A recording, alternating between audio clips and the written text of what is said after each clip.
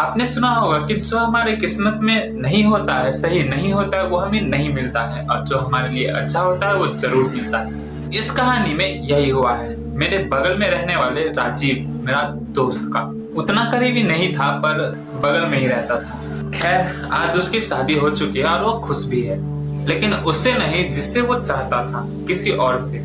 पर उसके लिए अच्छा हुआ।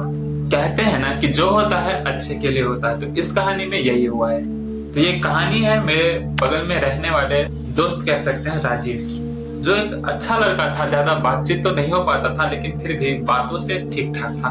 और एक लड़की जिसका नाम था पूनम। राजीव पूनम से कॉलेज में ही मिला था, और उसी समय उसको उससे लगाव हो गया था, ऐसा बोल सकते हैं। राजीव और पूनम दोनों ही ज्यादा बड़े फैमिली से नहीं थे, मिडिल क्लास फैमिली थी।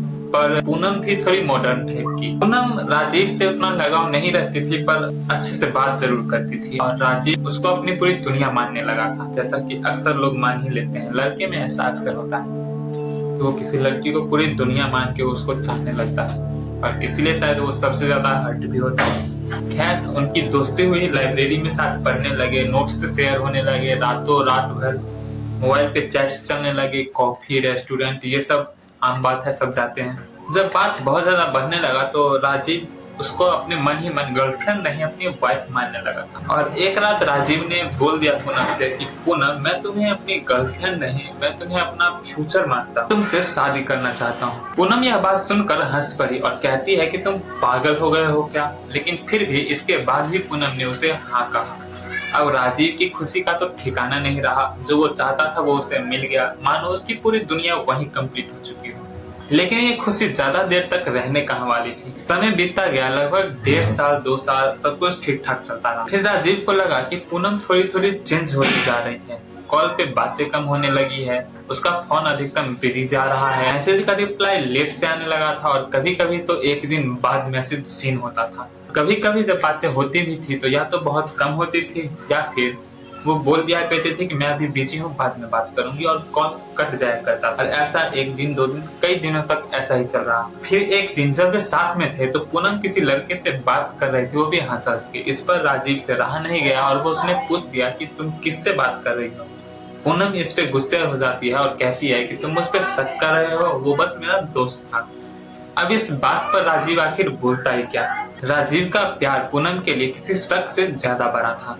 पर धीरे धीरे ये दूरियां और ज्यादा बढ़ती रही, और आखिरकार पूनम ने एक दिन राजीव से कह दिया कि राजीव, मुझे अब थोड़ा स्पेस चाहिए, मुझे सब कुछ ठीक नहीं लग रहा, मैं तुम्हारे लिए वो सब फील नहीं कर रही हूँ। और ये सब राजीव के दिल पर तीर जैसे लगा।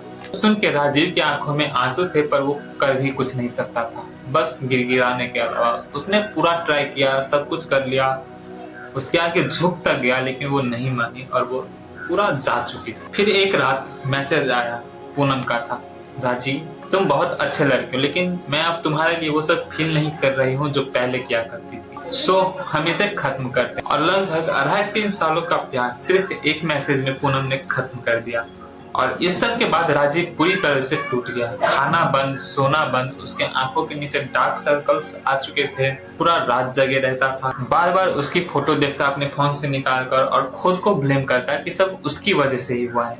उसकी हालत इतनी ज्यादा बिगड़ने लगी कि उसे एंजाइटी और पैनिक अटैक आने लगे, और वो पूरी तरह से हो चुका था मेंटली डिस्टर्ब। जो भी आसपास के दोस्त लोग लड़के रहते थे हॉस्टल के, लड़कों में एकता होती है वैसे, तो हम सब ने मिलकर कुछ थेरेपी सजेस्ट की, डॉक्टर से मिले और कई सारे इलाज हुए, दवा चले, कई तरह की थेरेपी सब चली, और लगभग 1 साल बाद धीरे धीरे सब कुछ ठीक होने लगा था। राजीव अब सबके साथ हंसने बोलने लगा था, हम सबके साथ चाय पीने घुमा करता था, और अब धीरे धीरे वह ठीक हो रहा था। राजीव ने सब कुछ छोड़कर जॉब पर फोकस किया और उसे जॉब भी मिल गया, जिम जाने लगा और अपने फैमिली के साथ टाइम स्पेंड करने लगा। लेकिन पूनम अब भी बीच बीच में राजीव को मैसेज किया करती थी, पर राजीव किसी बात का रिप्लाई नहीं देता था, बस लास्ट में लिखा था टेक केयर। अब राजीव की जॉब लग चुकी थी।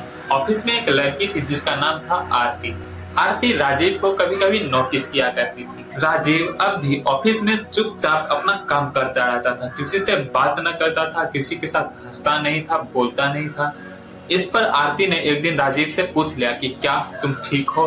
और यह जब आरती ने पूछा तो राजीव के आंखों में आंसू आ गए, क्योंकि इतने दिनों में किसी ने भी राजीव से ऐसे बात नहीं किया। पर राजीव को डर हो रहा था कि यहाँ भी वही बात न हो जाए। धीरे धीरे बातें बढ़ी। आरती राजीव की पास्ट जानने लगी थी, क्योंकि राजीव और आरती अब अच्छे दोस्त बन चुके थे और आपस में सारी बातें शेयर किया करते थे। एक दिन आरती राजीव से बोलती है कि मैं तुम्हें ठीक करने नहीं आई हूँ, मैं तुम्हारे साथ चलने आई हूँ, तुम जैसे हो वैसे ही मैं तुम्हारे साथ रहने आई हूँ। राजीव के आंखों में आंसू आ गए, क्योंकि जो प्यार वो पूनम में खोज रहा था वो आरती में मिल रहा है उसे। राजीव और आरती की शादी हो जाती है। राजीव अपने घर में सबके साथ बहुत खुश था। एक दिन उसके फोन पर एक अननोन नंबर से कॉल आता है और वो कॉल था आरती का। पूनम कहती है कि राजीव, मैं गलत थी, मैं जिसके साथ बात करती थी वो मुझे चाहता ही नहीं था, तुम जैसा कोई आज तक मुझे मिला ही नहीं, प्लीज वापस आ जाओ। तब राजीव ने एकदम शांत आवाज में बोला, पूनम, तुमने मुझे तब छोड़ा जब मैं टूट रहा था, और आरती जो अब मेरी वाइफ बन चुकी है उसने मुझे तब थामा जब मैं टूट चुका था, और अच्छा किया कि तुमने मुझे छोड़ दिया। अपना ख्याल रखना और मुझे वापस से कॉल मत करना। और राजीव ने वो कॉल काट दिया। पूनम उस वक्त कॉल पे रो रही थी, पर राजीव अपने फैमिली के साथ चाय के मजे ले रहा था।